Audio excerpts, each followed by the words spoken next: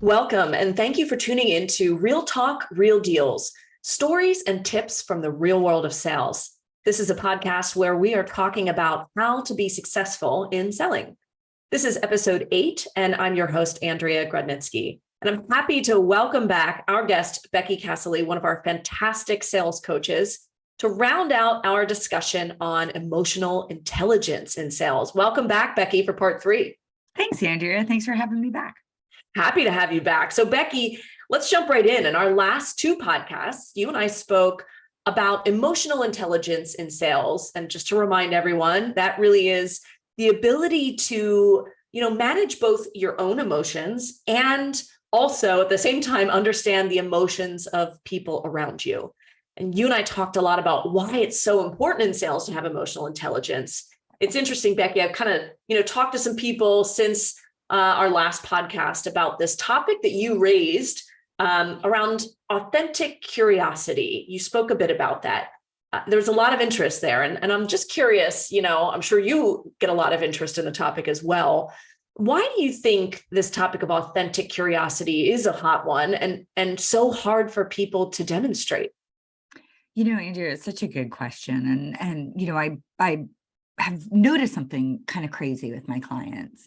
I notice that when I have somebody in one of my workshops who is new to their role or new to the workforce, they're actually really good at this. And I notice that somebody who's got a ton of tenure and experience has to work a lot harder at it. And, it's sort of a weird thing, right? It's not intuitive. You would think it would be the opposite, right? That somebody new would be too preoccupied with understanding, like, what is it that I sell? What does my product do? How do I talk about it in a meaningful way? Right. But what we find is, what gets in our way from being authentically curious is assumptions, right?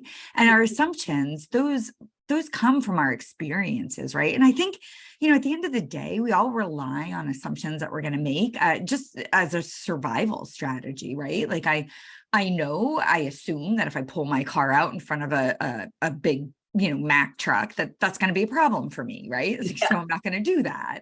And so those assumptions, they become sort of a part of the way that we navigate through the world safely. But what we don't realize as sellers is that all of those experiences that we have, we start to replace our curiosity with those assumptions. And then we end up with maybe our own version of our customer's reality versus the version that they tell us about. And that can really it can really prevent a seller from being effective. That's such an interesting point. I mean, there's also a lot of talk, I think, around, bringing insights or, some folks refer to it as, teaching your customers.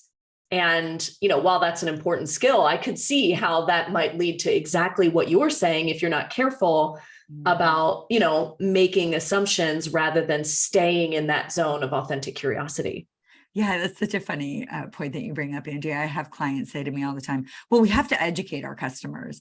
There's something that, like, that word educate, sometimes it's like nails on a chalkboard for me because it sounds almost demeaning, right? Like, well, obviously they're in the dark. And, the question is, what makes you think that they don't understand their options? What makes you think that they haven't done their homework? What makes you think they have a dependency on you to tell them about what you're bringing to the table? Like, they may, but we don't know that for sure. Yep. That's such a good point. Well, this concept of authentic curiosity is, I think, one of the core tenets, of demonstrating emotional intelligence in sales. And I know we spent a good amount of time talking about it and really getting to understand where your customer is coming from. The other side of that coin, though, and I think we're going to talk a little bit more about this today, then is, being able to relate what you can offer or your insights or your expertise to what they've shared, right? Once you've done a good job staying authentically curious, how do you do the rest? And so I want to go there next because, we spent time talking about those 6 skills that you mentioned in the previous 2 podcasts that really help you demonstrate emotional intelligence in selling. And so just to remind our listeners, it's presence, relating, questioning, listening, positioning, and checking. And we covered presence, relating, questioning, and listening so far, right? So that really leaves positioning and checking for us. I think those two are probably the least intuitive for folks listening to exactly understand what we're talking about here. So I'd love, before we dive in, Becky, would you mind spending some time defining each of those for us? Yeah, absolutely. I mean, let's start with positioning, right? We're really deliberate to use the word positioning versus the word presenting, right? Because there is a difference, right? Presenting is where you share information in a way that is more generic. So think like a talk track, right? Often sellers will operate from something called a pitch deck, which is great, right? They've got all these resources and they should be leveraging them. The problem is that the message ends up not customized. And so when we talk about positioning, we're really talking about connecting the dots for our customers in a way that inspires them to take action, right? To really talk about, okay, based on being authentically curious, here's what I understand are what you're trying to accomplish, what your potential headwinds are, what might be preventing you from being able to get there today. Here's the way I can help you with it. And here's what you'll gain out of it, right? That really gets someone's attention and inspires them to really say, okay, I should take action on this. And that is really the difference between positioning and presenting being more generic, less customized, and may or may not land well or inspire somebody to take action. Love that. Okay. So checking, just to give a brief definition of it, in my opinion, there's really sort of two sorts of checking, right? There's checking for understanding, right? Have you understood what I've shared with you? Have I understood what you've shared with me? But a lot of sellers make the mistake of assuming that understanding equals agreement, right? And it doesn't. Just because I've understood what you've said doesn't mean I agree with what you've said. And so there's a deeper level of checking, and that's checking for reaction, checking for feedback, thoughts, feelings, opinions, ideas, right? Really getting curious about, what does my customer think of what I've presented? How does it compare to other proposals they're considering? What do they think this would do for their productivity if they had a solution like this, right? It's asking those questions that really give us the insight into how the customer is receiving the positioning that we're using. So it's kind of like that second form of checking, Becky, is a little bit like the opposite of the old school, sales tactic where you like assumption, leading questions. So if I could show you this, then we're going to do business, right? It's sort of the antithesis of that. Is that right? Yeah. The idea is to really say, look, if you have any reservations about, how to solve whatever you're struggling with as a business or as a consumer, I want to talk about it with you, right? Because I'm not here to sell to you. I'm here to help you make a good buying decision. Yep. And if we don't get people to say, okay, I like A, B, and C about your solution, but I'm not sure D, E, and F are for me, we don't have any chance to either clear up a misunderstanding, resolve a concern, or quite frankly, course correct the recommendation we're making if we don't know that exists. Yeah. Such a better buying experience too, like for the person in the purchase seat, like what you're talking about. Okay. So thank you for that. Let's dive in then. And if you're all right with it, let's start with positioning. Sure. You've given us a really good definition of it. I love that concept of connecting the dots. I think sometimes just as human beings, we assume the other person is connecting the dots that we are in our head, Yeah. And it's the job of a salesperson, right? To do that in a clear way that articulates value. So I love that concept of connect the dots and inspire action. But I'm really curious because sometimes it helps to unpack and understand what not to do. So what are some of the biggest mistakes you see people making when they're trying to position their solution or their value effectively? Yeah, I mean, I call it, I don't even know what I call it. That's not even true. I don't even have a name for it, right? But what I hear is a lot of, and it comes with, and it comes with, and it comes with, even if what it comes with is meaningless to the person listening, right? It's like that classic show up and throw up selling, where all we want to do is talk about our products, features, and all of the different components. And we don't start thinking about it from the perspective of the customer. And we don't share information in a way that really makes that solution come to life in the customer's eyes, right? Like, we talk a lot about how it's so important to align on a vision.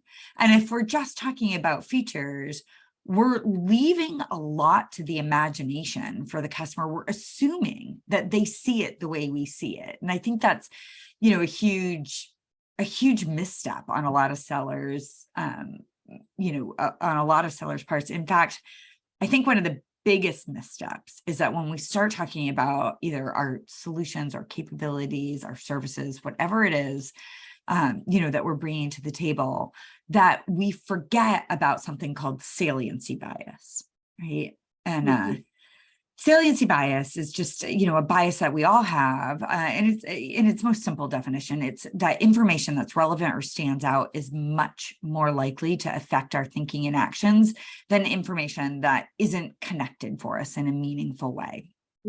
Right. And so I sort of have an anecdote to describe what I mean. When I was young, I decided to go buy a car all by myself for the first time. And honestly, I was a little bit nervous about doing that. It was a different day than today. And when I went, the sales professional said to me, with a lot of conviction and passion, he said, if you just upgrade one model level, you'll get locking wheel covers. Right. Were you interested in locking wheel covers? I don't even know what they are, Andrea. I have no idea. Like, should I be interested? What is that? I don't know, right? Like, certainly wasn't inspiring enough for me to open my wallet and say, oh, by all means, let me see where I can scrape up the change for that, right? It was the most random, disjointed suggestion.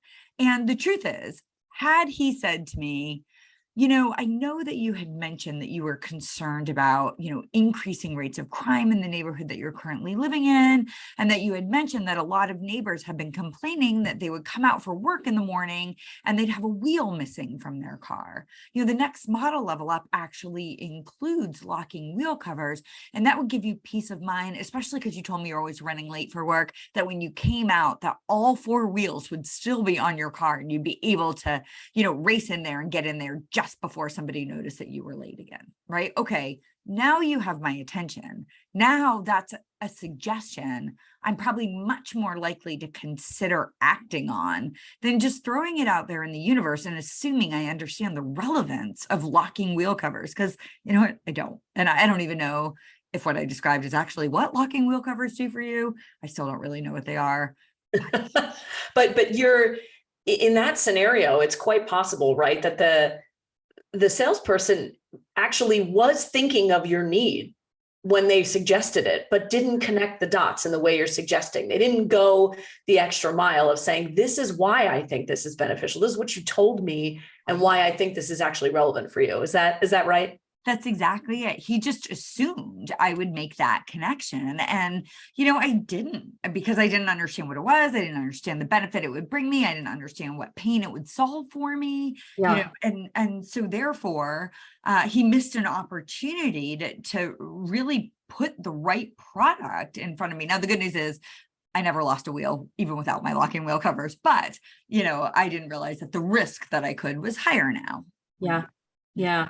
What are some of the other mistakes? You kind of started by talking about when people do this whole, and it comes with, right? They're just throwing a bunch of things out there. Mm-hmm. I know I've heard that sometimes there's fear among salespeople about, leaving something out. They believe in their products and their services. And even if they're not trying to feature dump, they just want to make sure that the customer understands there's all these great things, Mm-hmm. And so they try to cover all of it, and it gets to be, I guess, overwhelming. I don't know. It sounds like you see a little bit of that, just a lot of listing of things. Yeah, I see a lot of that, right? And I think you're right. Their intentions are great, which is we've got to make sure that they don't choose our competitor over us because they think we don't offer a capability that maybe our competitor solution does because I didn't talk about it, right? Like that's the fear that they have. And so, when I'm working with sellers, one of the things that we tell them all the time is for every aspect of your solution that you want to make sure that you're considering communicating to your customer, you need to really challenge yourself and ask yourself, okay, so what? Who cares? What has my customer said or done to indicate that this is important to them? And if they can't answer that, then take that information and put it in the appendix of their deck so that if it comes up, they have the opportunity, or if they're leaving their deck as like a leave behind for the client, the client can dig into those details and recognize that capability is there. The reality is, if it matters to them and you do a good job with that authentic curiosity, you'll know what to focus on, right? Because they'll tell you what they care about. Yep. That makes a lot of sense. I'm just thinking about, I bet we've got some sales managers who might be listening, and, great sales managers are also, they take the job of being a role model pretty seriously. And sometimes they're brought in to help, pitch, particularly at this point, right? When you're talking about a solution or it's sort of a high stakes opportunity. I mean, what do you see with sales managers? Are they any better at this? Worse? Same? What's your experience? It's across the board, right? I've run into some super talented sales managers and sales professionals, but I've also run into others who were really successful at sellers. And so they were made leaders. And so they kind of lead by the, well, here's how I do it, right? Type of mentality. And maybe they haven't evolved their thinking to kind of keep up with the way people buy differently today. I think as far as sales managers go, one of the best things they can do for their team is to constantly challenge them, right? So if you're doing a dress rehearsal to prepare to give a pitch, they should be the ones saying to the seller, okay, so what? So I'm your customer. Why should I care about this? Yeah. So what problem does this solve for me? Okay. Have you made that crystal clear? It might be clear in your mind. But so I've got this favorite quote, and it's by George Bernard Shaw, and I'm sure I'm going to butcher it a bit. So I apologize for that. But, the quote is essentially something like, the biggest challenge with communication is the illusion it has happened, and I think positioning is just the best example of it. We think we do a good job, but we do a good job from our perspective, and we don't spend the time to think about, okay, how would the customer potentially receive this? And what would this message sound like if I was writing it from their perspective? Yeah, absolutely. But, before we talk of just about a couple of best practices, or maybe you can even weave it in here, I'm thinking about one of the areas of positioning that is so important. And you were kind of talking about the concept of value, right? Mm-hmm. Sometimes potentially maybe salespeople, when they're trying to position, they're not really talking about or getting down enough to, the pain and how they solve that. So I've heard you talk about, understanding, using authentic curiosity to understand your customers' challenges and pain, and asking quantification type questions. Right. Now, how much, how many, how often, how much is this hurting you? Right. So that when you get to positioning, you're able then to demonstrate. Can you just talk a little bit about, maybe from a best practice perspective in terms of positioning, like what do salespeople need to keep in mind in order to better position value? Yeah. There's really 4 things that I would recommend, right? If I kind of boil it down. The first is evidence, right? And so if you do a good job quantifying pain, like you said, asking that how much, how often, how many type questions, you can then use that calculation and flip it on its head to now quantify value, right? So whenever you can quantify something, if you are in a position where quantifying it isn't as black and white, right? Sometimes it's harder to quantify the potential value of something. Think about like white papers, case studies, testimonials. Honestly, anecdotes are better than nothing, because at the end of the day, there are an endless quantity of sellers out there promising clients and prospects, we're going to make you money, we're going to save you money, we're going to manage your risk. And honestly, they're tired of hearing it, right? Prove it. Mhm. prove it. So, so that's the first thing I would recommend. The second thing I would recommend is personalize it. Value is relative, right? Yeah. So we start to think about our solution and how it brings value, and we think about it on the organizational level, but we don't necessarily think about it on the individual level. And the reality is individuals are held accountable for different things within an organization and therefore value different things. So somebody who has a solution focus is going to value very different aspects of your product or service than somebody who has an implementation focus. And someone who has an implementation focus is going to value very different things than somebody who has a financial focus, right? So as we start to think about, okay, how do I personalize my message?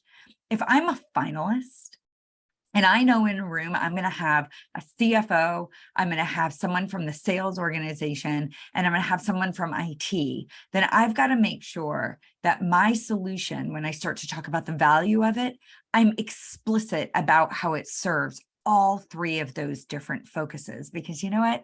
Every single one of those people, they are hired, fired, and measured on something different. Yep. And that's what motivates them to get behind and support your ideas, not this sort of generic value that we talk about. We've got to be specific and personalize it. So then there's two more things. So I know I said there was four, and I'm sure you're at the edge of your seat, right? There's two more things. The third thing is it's got to be interactive, right? And we can dig more into that when we talk about checking, but checking is the best way to keep your positioning interactive. But the reason that we want to keep it interactive, of course, is because people don't want to be sold to. They want help making a buying decision. So when we use checking questions, not only does it give us the benefit of understanding their thinking and reactions, but it also makes them part of the conversation and part of the solution. The last, number four, the fourth best practice that I would recommend. And again, this goes back to a quote that you, Andrea, introduced me to, which I absolutely adore. But the fourth best practice is it has to be concise, right? And my most famous quote that you shared with me once was actually by Pascal. And that quote is, "If I had more time, I'd write you a shorter letter," right? And that just summarizes how challenging it can be to be concise. Yep.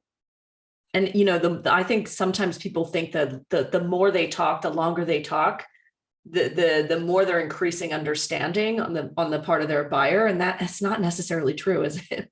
No, it's awful. In fact, one of my favorite questions to ask sellers is, how many of you guys have done such a good job selling your solution, and then you end up buying it back because you can't close your mouth and ask for the business?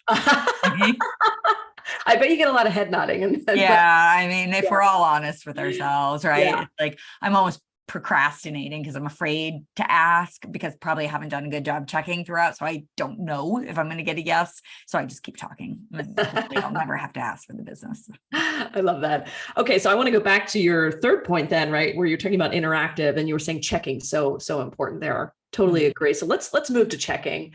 It is our sort of final skill in this lineup of emotional intelligence skills we've been talking about. Let's just start with why it's so important. Why is checking so important? Yeah. Checking is what creates that authentic consultative experience, in my opinion. It is what shows your customer that you have a client-centered focus and intention to bring them solutions that are meaningful and matter to them, that what is driving us forward is the customer's agenda, not my agenda, right? And checking is one of the best ways to do it. Ironically, though, when I ask my clients to pull themselves on their strengths, versus their biggest areas of opportunity, the vast majority of sellers say, "I'm not that good at asking checking questions." And when I ask them, okay, what prevents us? I always get fear, right? I don't want you to call my baby ugly, so I'm just not going to ask you what you think of my baby, right? But obviously there's a bit of a flaw with that thinking, and the reality is, if I'm your customer and I either don't understand an aspect of your solution, or I misunderstand how it works, or I'm concerned about how effective it will be if it's implemented in my organization, or, I just don't think you're on the right track. That doesn't go away just because you don't give me a chance to say it out loud, right? Yeah. And so I do spend a lot of time working with sellers, helping build their confidence that asking checking questions doesn't create objections, it exposes them. They are already there. And the only opportunity that you have to address it and align yourself with the client is if you know about those concerns. Yeah, 100%. I want to give people a couple examples, if we could, of what good checking sounds like, but in some of the best practices around it. But before we go there, I'm curious, when you check, you might say, I think you gave an example earlier, something like, what's your reaction to what I've shared, or what do you think of that? Or, what feedback can you share? But I'm curious, can you, is it possible for a salesperson to check at the wrong time or check too much? I mean, is that something people need to watch out for?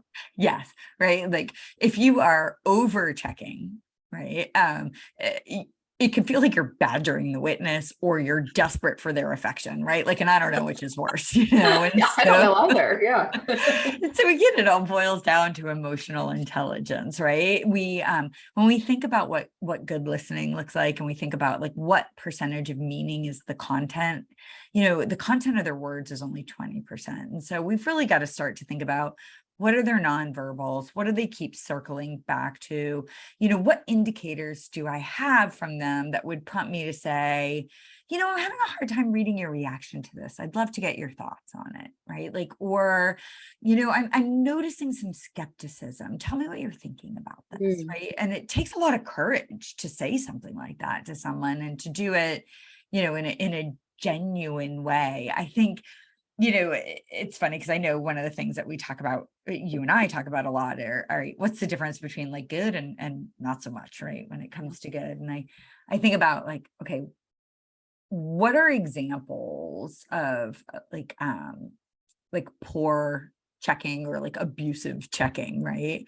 And there, when we ask checking questions in almost a manipulative manner, right? If our checking question is, wouldn't you agree that would bring you value, right? Like that's like the wording is cringeworthy, on that. Or don't you think this is true, right? Like you're almost implying that there is only one proper way to answer that. And I'm not really interested in your opinion or perspective. I'm only looking for your agreement. Yeah. And I guess I can't imagine anybody that resonates with. No, it's Nobody wants to interact that way. Yeah. Yeah, it's just rough. And then, you asked a really interesting question about like, can you check too much? And there are times where actually silence is a far more powerful skill. And I say skill because silence is really tough for sellers. Yeah. But it's a far more powerful impact than asking a checking question. And so I really encourage sellers that whenever you are discussing value, whenever you're talking about the impact of, the solutions you bring to the table and how they benefit an organization, instead of following that up with a check-in question, especially like in a negotiation type situation, replace it with silence. I'm doing a little bit of it now. Me too. It is. It's powerful though, isn't it? Yeah, it really is. And the reason it's so powerful is because it sends a really confident message when you link it with value that, I stand firmly with the value I bring to the table. And honestly, I expect to be paid for it. Yeah. Oh, I love that. I love that. I want to talk to Becky, if we can, about this idea of checking at the wrong time. So I have been on the receiving end. I've been a buyer in a situation where somebody was starting to explain their solution to me, starting to position, and they were maybe a minute in. I didn't have any meat, and they checked, something like, so how does that sound? And I'm like, I I don't know. I don't even know what you're talking about yet. Like Right. there's a too soon, right? I mean, there's sort of a sweet spot of getting through enough and getting feedback, but doing it too soon or doing it every 2 minutes is just like an abuse of the skill. Don't you It think? is. Yeah. I absolutely agree. And I think that's such a great example. It's there are two things. Like I love the fact that you use the how does that sound? Because while that meets the definition of a good check-in question, because it's open-ended, right? It's open-ended, it's asking for, it is the equivalent of asking a middle school kid, how was school today? Right? Like what kind of information do you get Out from of that? it? Yeah. All you get is fine. And then, our brilliant follow-up, which is, well, what'd you do? Nothing, right? Nothing. Yeah. Like the volume of meaningful information that you get is like slim to none. And so, I really challenge, sellers, if you're not asking any check-in questions right now, by all means, start with how does that sound? But at least wait until you shared something meaningful that they can react to before you start trying to pry at their opinion, right? But if you are asking that as a check-in question, think about how you can evolve it so that you can really have a robust dialogue and get a clearer line of sight into their thinking, right? Like really think about saying things like, I just want to pause and you had shared with me that you're talking to competitor X. How does what we've proposed compare to what you've seen from them? Mm. Right? Like get the courage to ask the questions that maybe you don't really want the answers to. I love that. But the way that you phrased it, it's disarming. It feels collaborative. It feels like it's about me, the buyer. Do you have any other, other examples up your sleeve, Becky, that come to mind in terms of ways to ask good checking questions that aren't like my example? I'm so sorry. Yeah. Like, when we think about remember when we talked about questioning, we talked about the 4 Ps and we talked about prefacing. Yeah. Look, checking is a specialized form of questioning. And so those 4 Ps still apply, especially prefacing, right? Give that context. So if you're going to ask about like, how do we compare, preface it by saying, it's so important that we design a solution that's really going to meet your needs and deliver the value that you're looking for. And we can't do that if we don't understand what other options you're looking at. Would you mind sharing with me, your reaction to how our solution compares to others you're considering? Right? Like show them, I want to work in your best interest. And I can't do that if I'm in the dark. I think that is a critical piece. I think, simply after you've shared a meaningful bit of information, just pausing and saying something like, I know we still have 2 more topics to cover, but before we move forward, I'd love to pause here and just get your reaction. What do you think of this? Mm. I think it's okay to ask questions like, how do you think your sales force would feel if they had access to tools like this? If you're selling something that would be like a sales enablement, asking questions like, what kind of advantage do you think your team would have if they had this kind of technology available to them? Or what other ways do you see your organization leveraging a solution like this, right? Like get questions that are going to get you more than it's fine or looks good. Right? I feel like you've really raised the bar for us, Becky. I mean, there's checking, and then there's like checking well, right? Yeah. Challenging everybody. I mean, I'm sure this is probably this is the work you're doing all the time, but challenging people to elevate their checking question from how does that sound, or what's your reaction to the examples you just gave. You really can hear the difference. I can imagine too, the response. I mean, the goal is to get the customer to give a more full answer, right? That's what you're trying to do here. Yeah. I mean, look, like the mistakes I see are people ask close-ended checking questions. And there's actually like a place for close-ended checking questions, right? When you need clarity. In fact, I've sort of divided close-ended checking questions and open-ended checking questions into 2 buckets. So guidelines that I really like to share with clients are, if you are looking for confirmation, affirmation, agreement, then you want to ask a close-ended question, because all of those are about clarity, right? But if you want thoughts, feelings, opinions, ideas, feedback, or reaction, it has to be an open-ended question so that you can get a better insight into what your customer's thinking, right? And think about the confidence that you could build towards asking for a commitment if you're getting their feedback throughout and able to adjust, your recommendations and your solution. And they are telling you, yes, that's exactly what we're looking for. We see the value in that. That would make a big difference. That would stop this pain we're experiencing. And how quickly can we get something implemented, right? That's such a confidence boost to say, okay, all we need to do to get started is X. Are you ready to go do that? Such a natural way to build towards a close instead of that, god awful lead up and making the big ask. So I love that, Becky. Thank you. Mm-hmm. We covered a ton of ground, Becky, and you actually just gave us great best practices around checking. I want to remind our audience of the 4 that you also gave us around positioning, which was, use evidence, personalize it because value is relative. I love that. Make it interactive through the use of checking, of course, and be concise. So you've given us some really great best practices today. And over the course of the last few podcasts, Becky, teaching us about emotional intelligence in sales. So thank you so much for sharing your insights. I know our listeners are going to find them helpful.